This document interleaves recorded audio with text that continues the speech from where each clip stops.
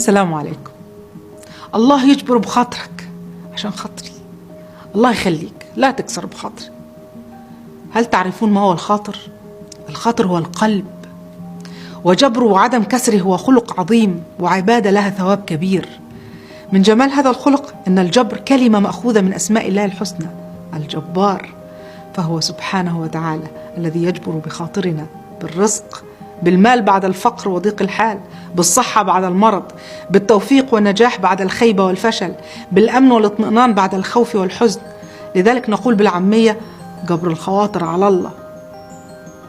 والنبي عليه الصلاة والسلام كان يقول بين السجدتين: اللهم اغفر لي وارحمني واهدني واجبرني وارزقني. وعندما سأله رجل: أي الناس أحبهم إلى الله؟ قال: أنفعهم للناس. وأحب الأعمال إلى الله سرور تدخله على مسلم. جبر الخواطر هو إدخال السعادة والفرح والسرور على الناس، وهو من أعظم الأعمال في الدنيا، ويدل على سمو النفس ونظافة القلب وسلامة الصدر ونبل الخلق وأصالة المعدن.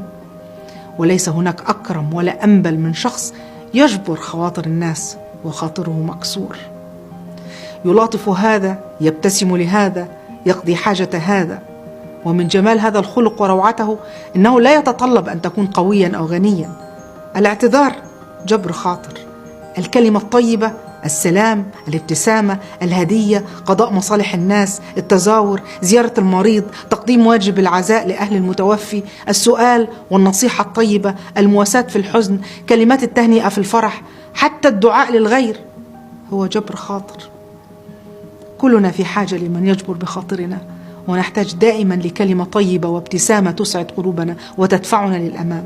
فلن نخسر شيئا إذا جبرنا بخواطر بعض دائما، إذا جبرنا بخاطر كل مكسور ومكروب وكل صاحب قلب حزين وعين دامعة. هنيئا لمن تفردوا بتلك الصفة الجميلة، هنيئا لكل من الله عليهم بفهم قيمة وفضل وأجر هذا الخلق.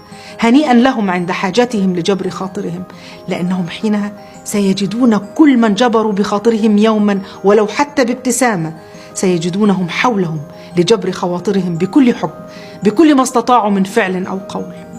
وقبل ذلك كله هنيئا لهم بوجود الله إلى جانبهم. جبر الخواطر باب خير إلى رضا الله وتوفيقه. إن في جبر الخواطر لذة لا يعرفها إلا من جربها، كما إن فيها من تفريج الكرب وتيسير الأمور ما لا يعلمه إلا الله. من سار بين الناس جابرا للخواطر أدركه الله في جوف المخاطر. والله يحفظكم ويحفظ غيركم.